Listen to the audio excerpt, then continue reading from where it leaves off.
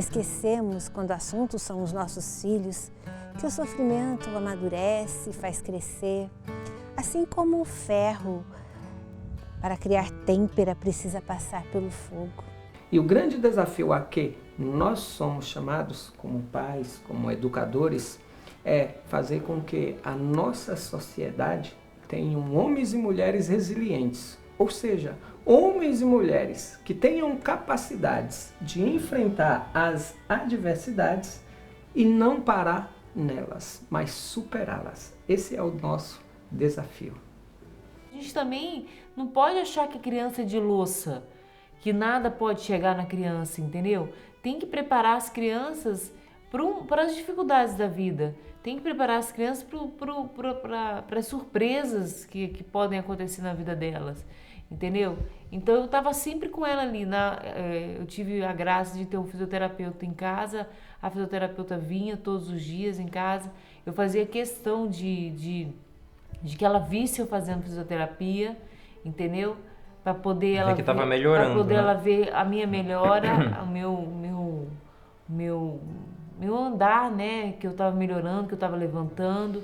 A fisioterapeuta deixou aí um tatame, uma bola e uma bengala, e eu deixava sempre à vista dela para ela poder ver que as coisas estavam ali, que estavam acontecendo, que eu ia voltar, ia demorar, mas que eu ia voltar, entendeu? E as coisas aos poucos foram voltando. E o mais interessante é que ela percebeu esse retorno.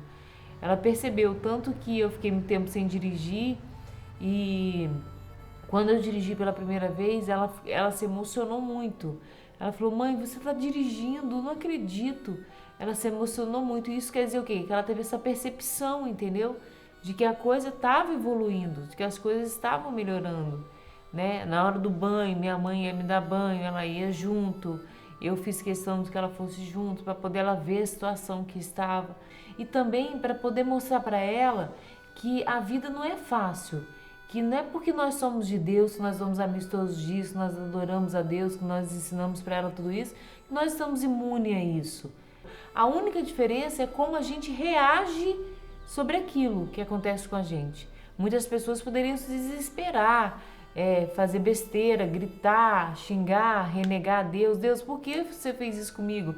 Eu estou aqui há 10 anos, 12 anos te servindo e o Senhor faz isso comigo? Não. E esse diferencial eu chamo de fé e fé praticada. Então eu rezava o texto com a Sofia, mas dentro de uma naturalidade. Vamos rezar para a mamãe hoje? Vamos ver que hoje vai faltar menos um dia para a mamãe voltar para casa. Quando ela vai voltar? Deus vai trazê-la para casa. Não nos cabe saber o amanhã, minha filha, mas ela vai voltar, vamos acreditar. Não escondia nada de Sofia, ela perguntava, muitas vezes eu gravava um vídeo para ela, lá de Renata no hospital, um vídeo dela daqui mandando mensaginha para Renata no hospital, mas trabalhando essa fé como um esteio. Não, Deus está no controle de tudo. E pode ser, Sofia, que mamãe demore a voltar. E como falar isso? Para ela, sem a criança de 7 anos, rezando. Rezava, pegava um filme, mostrava para ela, tá vendo? Isso aconteceu lá, ficou doente naquele filme.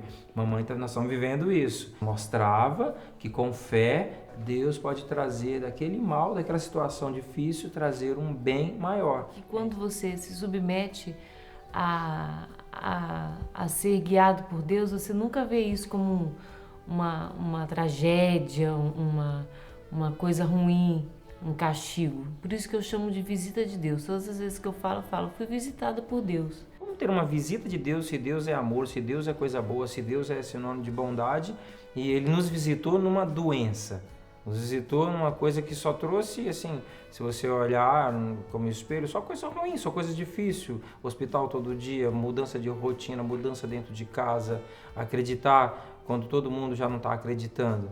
Então, visita de Deus é pela fé que você fala, uma visita de Deus. Deus existe e Ele pode reverter qualquer situação. Sempre quando eu falava sobre a minha mãe, perguntava: pai, o que está acontecendo com a mãe? Daí ele falava: Sofia, eu não sei, mas eu tô fazendo o possível pra ela voltar pra casa. Mas tudo que acontecer, aconteceu. E Deus vai nos dar a graça que ela possa voltar para casa e sempre ficar perto da gente. E hoje, graças a Deus, a minha mãe está perto de mim. E eu amo ela. Na dor, nós devemos ver não um elemento para amaldiçoar, mas algo benéfico que dá têmpera à alma e a prepara para as lutas inevitáveis da vida. Nos lembra que não nascemos somente para o prazer e nos aproxima do dever. Santa Giana Beretta. Talvez os seus filhos tenham passado por um momento muito doloroso, assim como um sequestro, a perda de alguém que amavam. Talvez você tenha passado por um momento assim de dor, lá na sua infância. Ou o seu filho, no caso de adoção, veio para a sua família muito traumatizado por ter sofrido violência nas mãos dos pais biológicos. Em tudo, um olhar de esperança. Existe um poder curativo muito grande no amor. E como disse São Gabriel à Virgem Maria, para Deus, que é amor, tudo é possível. Faz 1 ano e meio que eu estou com essa mãe, que não é essa mãe, é minha mãe. E para mim, ela e meu pai me ajudaram a perceber que Deus está comigo sempre e sempre vai estar.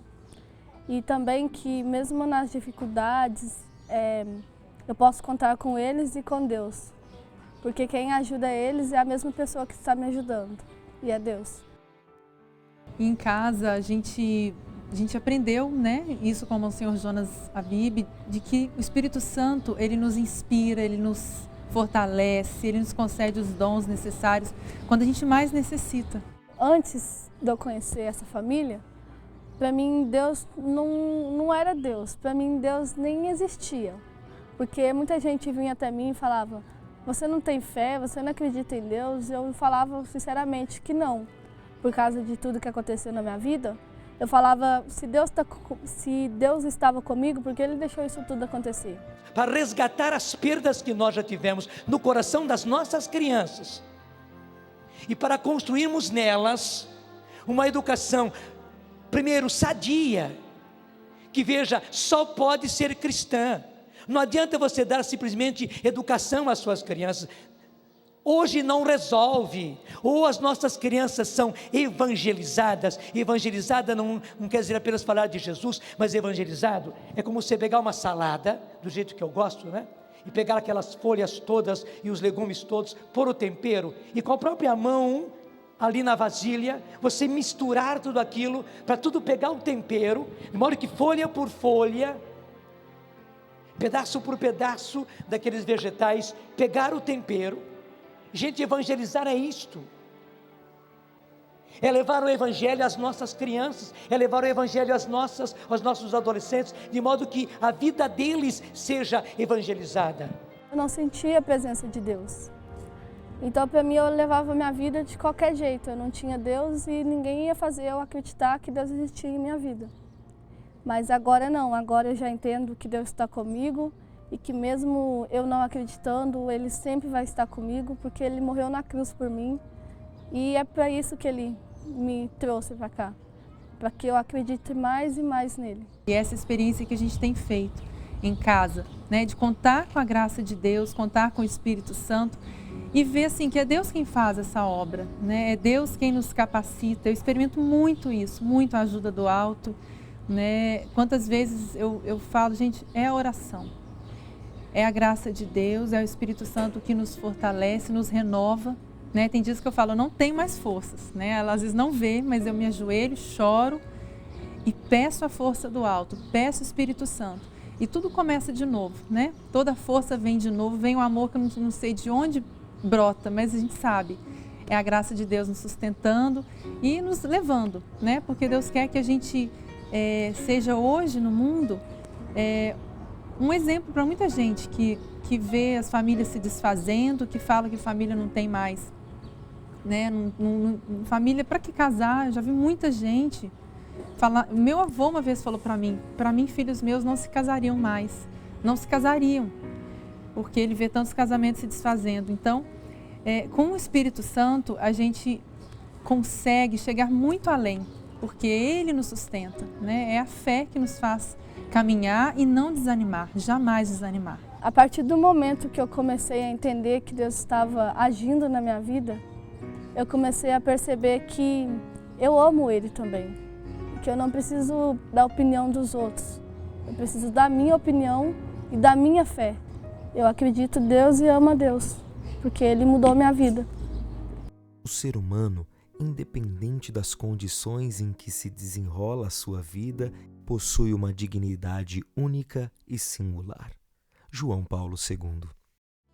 Nossas crianças, nossos jovens entendam que o mal já foi vencido por Jesus na cruz, que não podemos perder a alegria, a esperança, a vontade de viver, porque existe muito mais bondade do que mal nesse mundo. Senhor Jesus, as pessoas hoje vivem torporizadas nos seus sentimentos com medicamentos, entretenimento, com medo do sofrimento. Não é esse futuro que queremos para os nossos filhos. Queremos para elas, para as nossas crianças, a felicidade, que não pode ser tirada com os sofrimentos e perdas desse mundo. A felicidade de saberem que não estão sós, que o Senhor as ama e as espera, que o Senhor venceu a morte por elas. A certeza de que nem olhos viram, nem ouvidos ouviram o que Deus tem preparado para aqueles que o amam. Amém. Todos os dias o sol nasce. Não importa quão escura foi a noite, para nos lembrar que o amor sempre vence. Fique com Deus e até o próximo programa Educar na Fé.